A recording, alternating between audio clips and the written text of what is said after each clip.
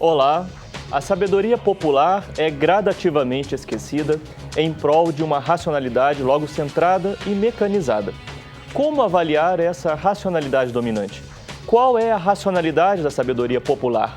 Quais instrumentos podemos utilizar para compreendê-la melhor?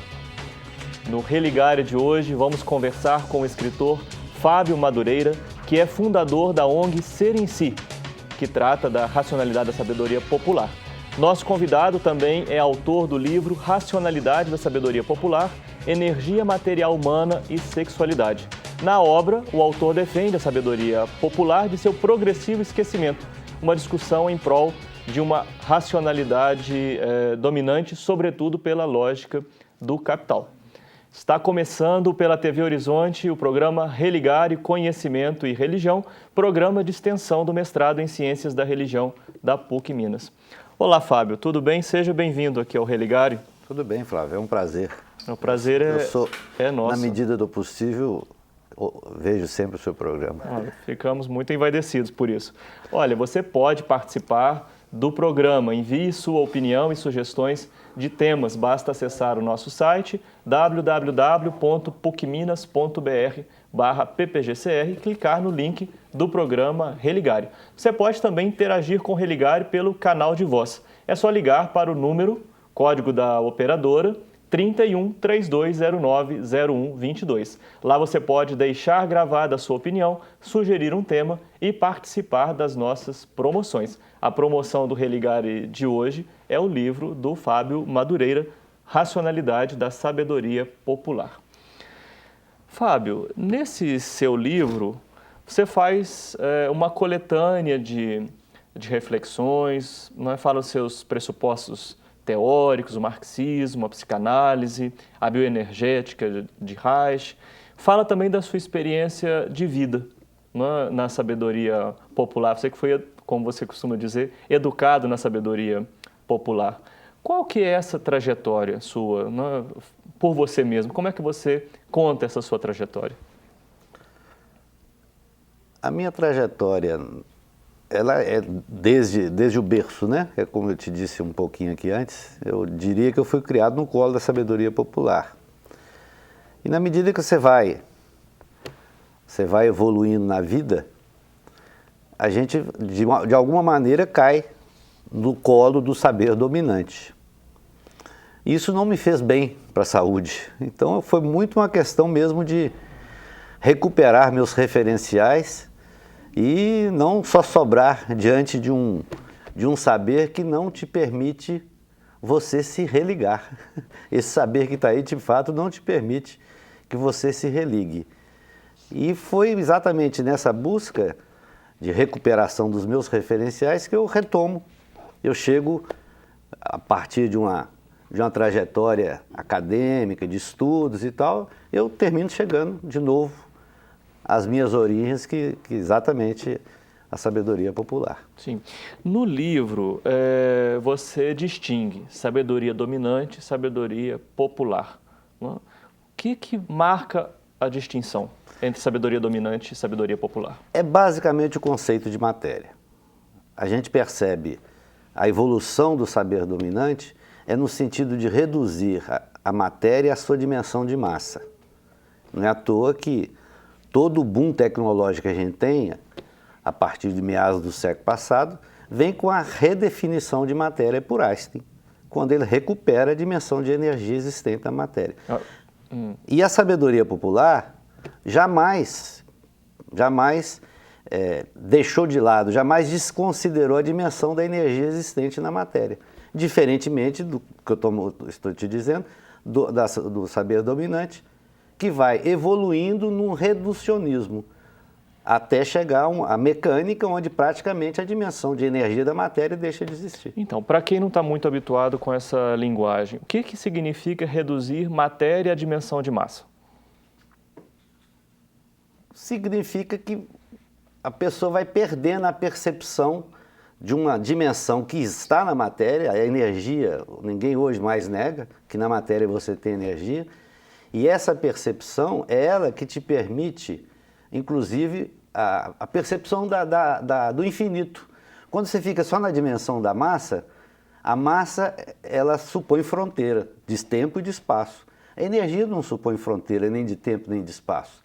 Só percebendo e recuperando a dimensão da energia, a gente pode, de fato, ter uma visão, uma intuição de infinito que, na percepção reduzida da massa, não te permite ter. Agora, por que você chama essa sabedoria dominante de cultura patriarcal? Que vinculação há, não é, entre esse saber dominante e uma cultura patriarcal?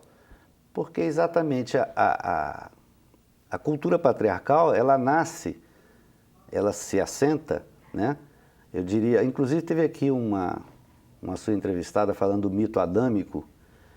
É exatamente na medida... Antes a gente tinha o matriarcado, né?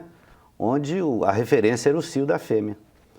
Como surge o patriarcado? É exatamente, no meu entendimento, e eu digo isso um pouco no livro, é a partir do mito de Adão e Eva, na medida em que a mulher vai perdendo a sua referência e vai, ao contrário, vai o homem, só a referência masculina que vai se sobrepondo até chegar nos tempos atuais, e o Freud, isso fica muito claro com Freud, onde a referência sexual se torna simplesmente o phallus erectus. E a referência feminina deixa de existir. Aliás, não é isso, vem lá desde os gregos, né? Desde a filosofia grega, ela se assenta, um dos pressupostos é que a mulher é um ser que não tem referência em si. E isso vai determinando toda a produção de saber. Sim. Estou vendo aqui, isso é lá pela página 59 do seu livro, né, quando você desenvolve essa questão do mito adâmico, né? Eu acho que ele é determinante. E não é à toa que eu acho que o cristianismo ele termina sendo uma luz para a sabedoria popular, porque a sabedoria popular não chega a esse conceito. Ele percebe, a sabedoria popular percebe que, ao agredir sua natureza, ela produz uma energia ruim. Nós vamos falar disso daqui a pouco. Sim. Mas ela não consegue chegar no conceito de pecado original que o cristianismo chega e traz como luz para a sabedoria popular. Tá, mas assim, esse vínculo, você falou da distinção, né? Isso se dá quando nós passamos de uma cultura de matriarcado para uma cultura patriarcado. O judeu-cristianismo exerceu influência nessa transformação, mas para a compreensão de uma racionalidade, tal como você também desenvolve como racionalidade logocentrada, mecanizada, né? A racionalidade patriarcal, ela favorece mais esse tipo de racionalidade, Sim, é isso? Porque na medida em que você tem, no modelo sexual, você tem um que é sujeito, outro que é objeto, tá? Você tem um que domina, outro que é dominado. A lógica matriarcal não trabalha nesse... Essa é a lógica do capital, é a lógica do patriarcado. Né? E o capitalismo ele vem exacerbar isso, jogar isso às suas últimas consequências. A contraposição disso, a sabedoria popular, ela estaria mais centrada então numa lógica do matriarcado? Não, eu não diria isso, porque exatamente ela não tem consciência do conceito de pecado original. Mas como toda ela se assenta no respeito à natureza, então esse avanço na agressão à natureza humana foi sempre menor na sabedoria popular do que no saber dominante. A sabedoria popular, mesmo não tendo essa consciência da origem do patriarcado, na medida em que ela tem uma relação erótica com a natureza, ela termina sendo menos agressiva também na relação da natureza humana, homem e mulher. Sim, sim. Agora, além disso, né, o que mais caracteriza a sabedoria popular? Eu diria que a metodologia, né? Porque como é um saber que nasce da prática e é uma prática coletiva, esse saber é decantado pelas gerações. Então é um saber que não é produzido em laboratório, ele é testado na vida e que leva muito em conta os sentidos. Quer dizer, você em contato com a natureza, você não pode jamais pensar que o seu sentido é falacioso, que é um dos pressupostos do saber dominante. Porque na natureza, se seu sentido falhar, você dança. Então ela sempre teve que procurar meios e modos de lidar com o seu sentido no ponto. Daí ela jamais ter deixado de lado a dimensão da energia na matéria. É possível falar de um fundamento da sabedoria popular? Porque esse termo está bem vinculado ao saber dominante, né? Fundamento. Um dos fundamentos é esse, que eu diria, é que esse respeito às leis da natureza, uma relação erótica com a natureza, uma concretude. Não existe abstração na sabedoria popular, nesse sentido que a gente tem do saber dominante. Porque não há ruptura entre o sentir e o pensar. Entendo. Né? Entre a razão e o sentimento. Essa ruptura que a gente percebe que vai se aprofundando no saber dominante, ela não se dá na sabedoria popular. Sim. Então, daí a concretude. Eu chamo até no livro de concretude dialética. Sim. Eu vou deixar para o segundo bloco já uma questão, e é bom que o telespectador vai já se preparando também para esse ponto. Como é que você fez a associação do pensamento sociológico, psicanalítico, não é? Para desenvolver essa reflexão sobre a racionalidade popular? Olha, eu converso no Religare de hoje com o escritor Fábio Madureira sobre a racionalidade da sabedoria popular. Voltamos daqui a pouco.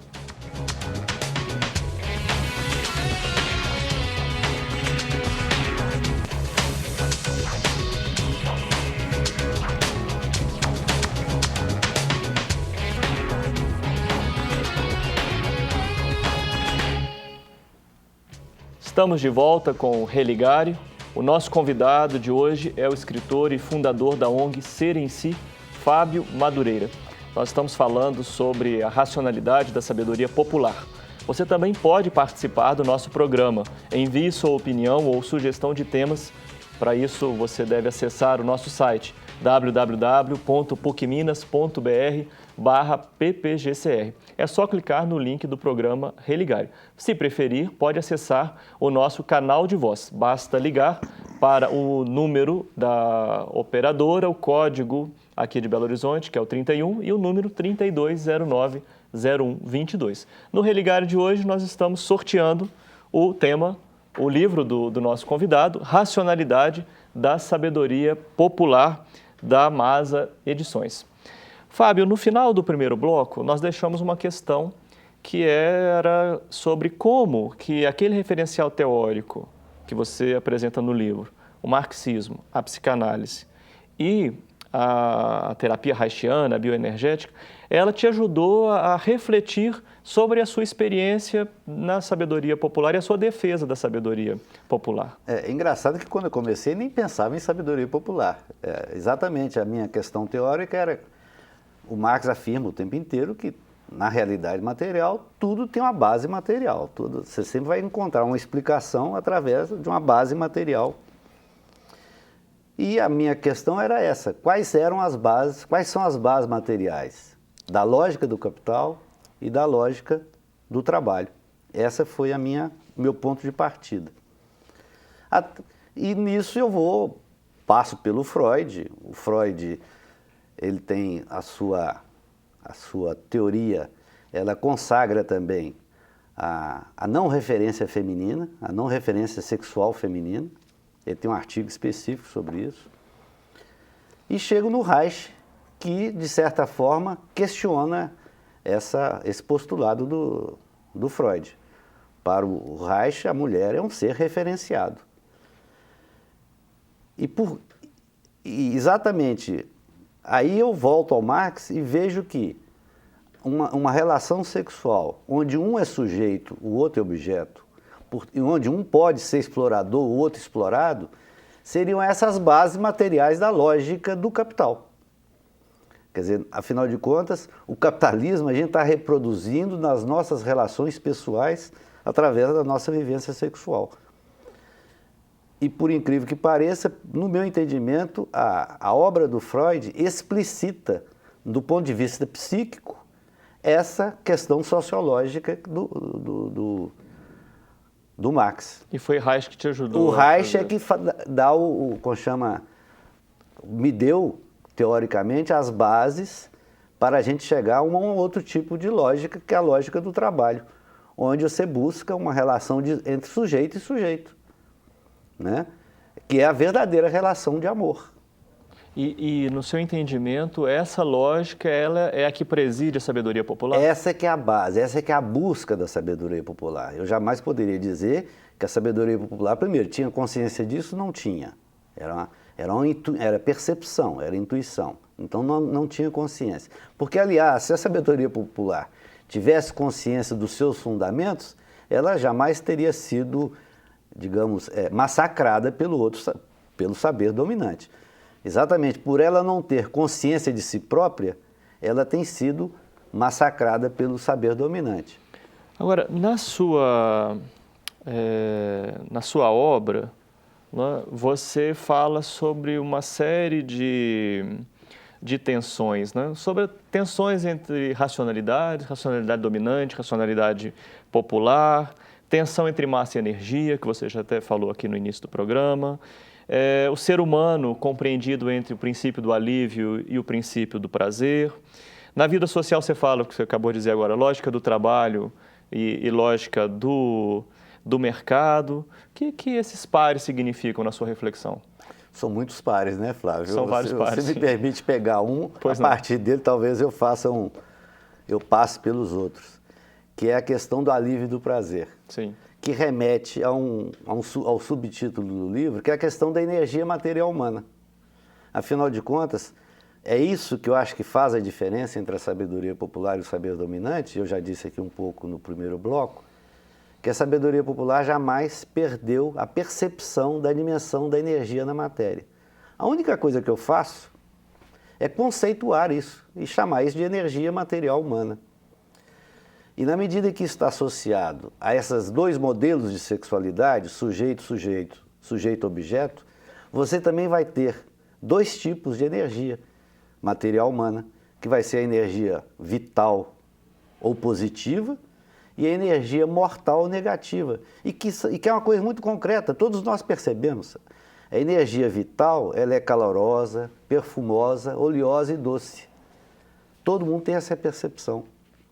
Só que na medida em que a gente avançou, evoluiu muito mais no modelo de agressão à nossa própria natureza e chegamos a um modelo de sexualidade onde hoje você tem sujeito e objeto, você também produz uma energia negativa ou mortal, que é exatamente com as características opostas. Ela é frígida, fétida, seca e salamarga. Também todo mundo percebe isso. Só que a nossa cultura, ela evoluiu, a chamada civilização, evoluiu no sentido de criar meios e modos de conviver com isso. É o desodorante, são os cosméticos, são as pomadinhas, são os nossos ambientes almofadados. Por quê? Porque, sendo mortal, ela que é a base material dos incômodos, das dores. Aí a gente tem que criar meios e modos de conviver com ela, mas jamais de aprender a se liberar dela, que é o que a sabedoria popular, se a gente vai pegar os hábitos, os costumes da sabedoria popular, você vai ver que sempre ela avançou no sentido de criar meios e modos de se livrar dessa energia. Os descarregos, as benzedeiras, as sangrias, e cada cultura tem sua forma.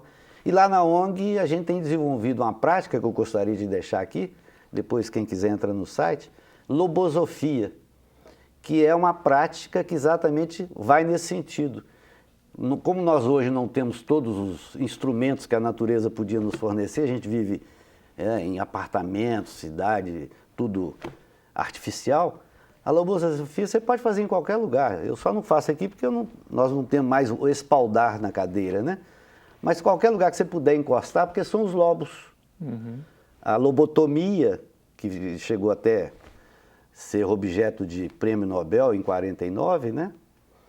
Ela deixou bem claro, com essa prática, que os nossos lobos são a morada dos sentidos, das emoções. Só que depois se percebeu que a lobotomia deixava os seus pacientes, eles viravam vegetais. Aí ninguém mais fala hoje em lobotomia.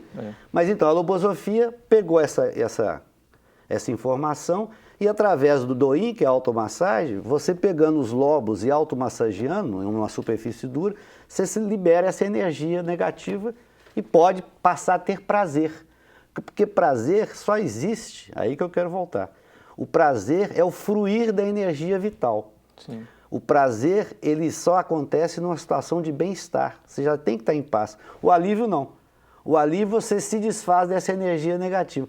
Como a gente não está mais levando essa realidade em conta, todo mundo hoje chama de alívio, de prazer, aquilo que não passa de alívio. Daí, inclusive, que nós não temos mais bases concretas para a questão de valor. Quer dizer, ninguém mais hoje sabe o que é valor, porque valor não pode ser uma discussão abstrata.